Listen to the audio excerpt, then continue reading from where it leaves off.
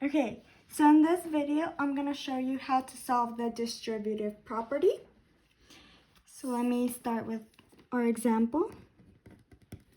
So in this example, I'm going to do 4, and then inside my parentheses is going to be a 7 plus 5. So the distributive property is kind of just like multiplication. Technically, that's all we're doing for this one. So to solve this one, we're going to start by looking at my number and or variable outside of the parentheses. In this case, it's a number. So we're going to look at my number that's right outside of my parentheses, right next to it, and we're going to take it and multiply it by the numbers inside of the parentheses. In this case, it's a 4. I'm going to take that 4 and I'm going to multiply it by 7. So on here, let's put an equal sign here. I'm going to do 4 times 7, which is going to give me positive 28. And then I'm going to do the same thing. Look at my number right outside of my parentheses, right next to it. And I'm going to multiply it by 5, which is the second number inside of the parentheses. So on here, I'm going to do 4 times 5, which will give me a positive 20. And all you have to do now is add these two. So it's going to be 28 plus 20 will give me 48. And that's going to be your answer. So, also, you can also solve this problem. So this problem I gave you, you can also solve it using PEMDAS. But for that explanation, go to my order of operations video and see how you could solve this problem. But for now in this video, I'm just going to focus on the distributive property. So let's look at another example. So my second example is going to be 8 minus 3, and then the 4 on the outside. So a bit different than the top one.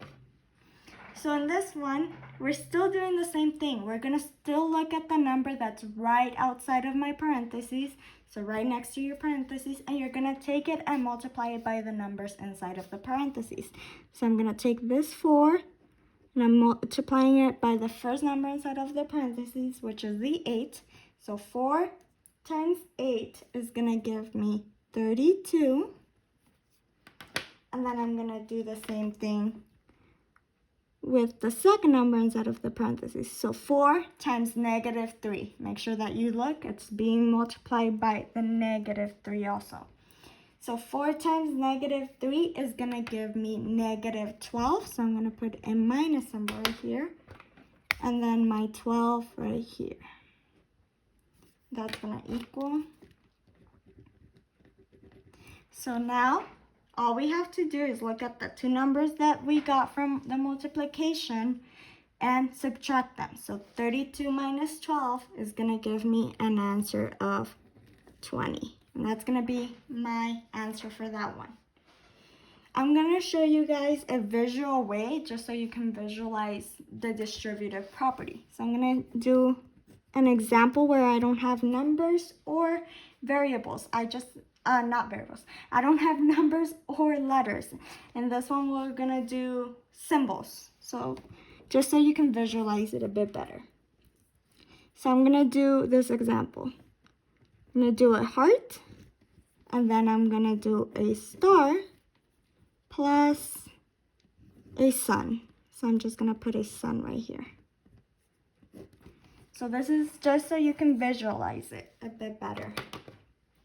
So the thing we're doing with the distributive property is that we're taking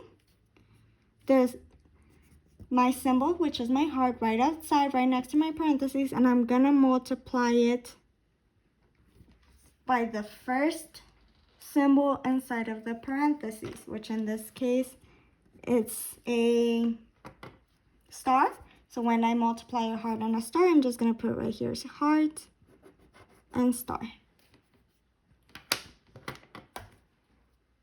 And then you do the same thing with the second one inside of the parentheses, which is my sun.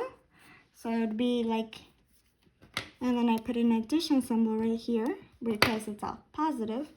So it's going to be heart times sun. Heart times a sun. So technically that would be my answer, since obviously we cannot combine these symbols. So this is just an example so you could visualize what you're doing a bit better. So now what I'm gonna do is, now I'm gonna give you a example where I'm gonna show variables. I'm gonna show it with letters. So on here, example. This example is gonna include a variable. So on here I'm gonna do 3 and then x plus 4.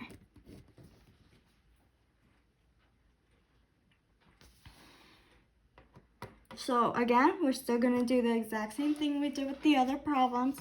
We're gonna take the number that's right outside the parentheses and I'm gonna multiply it by my variable inside of the parentheses. So 3 times x, and that is just gonna be written like this. Sorry, I should have used the blue color. 3 times x.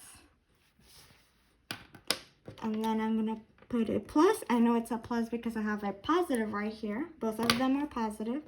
So I'm gonna take it and multiply my 3 times my positive 4. So 3 times a positive 4 is gonna give me a positive 12.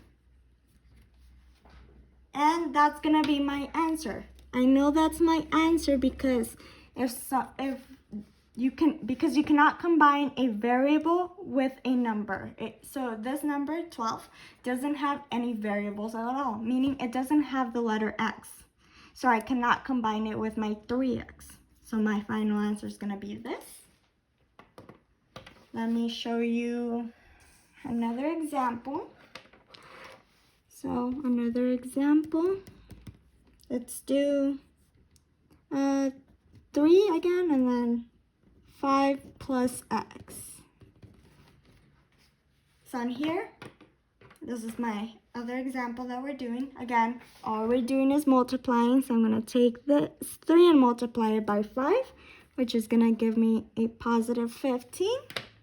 Then I'm gonna take this 3 and multiply it by this positive x, which is gonna give me a positive 3x.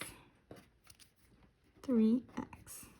And again, that's gonna be my final answer because you cannot combine 15 with 3x. You cannot do 15 plus 3x. So your final answer is gonna look like that. That's the most simplified it can get.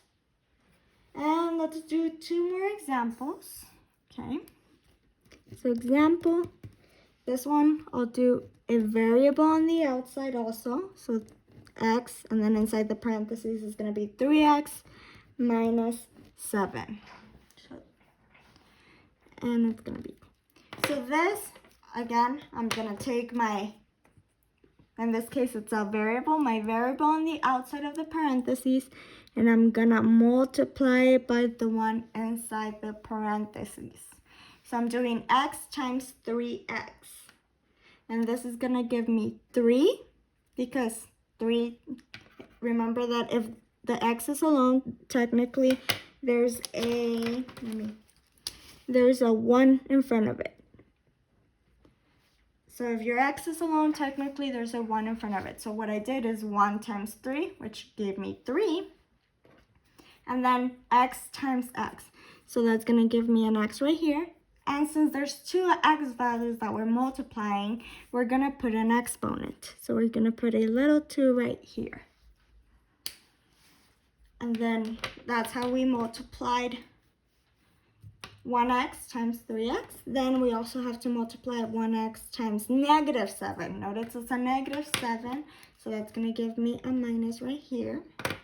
So 1x times negative 7 is going to give me negative 7x. And that's going to be your final answer. Because even though this has an x, you cannot combine it with this one because of the exponent. Because to be able to add or subtract them, they have to have not only the same letter, but also the same exponent. And let's do one last example. let's do y out here, and then x plus 5. So this is going to be my last example for the distributive property. So in here, we're doing the same thing as we've been doing. We're going to take my variable in this case and multiply it by the first variable inside of the parentheses. So it's going to be y times x. And when you have that, you can just put it as xy right here, x times y. And then I'm going to do the same thing and take my y and multiply it by the second thing inside of the parentheses, which in this case is a positive 5. So since it's a positive 5, I know it's going to be a positive right here. So y times positive 5, that's going to give me 5y. And that's your final answer, because you cannot combine them because we have a y over here. We have, sorry, not a y, both of them have a y. Over here we have an x value, and on this one we don't. So they have to have all the same letters to be able to combine them.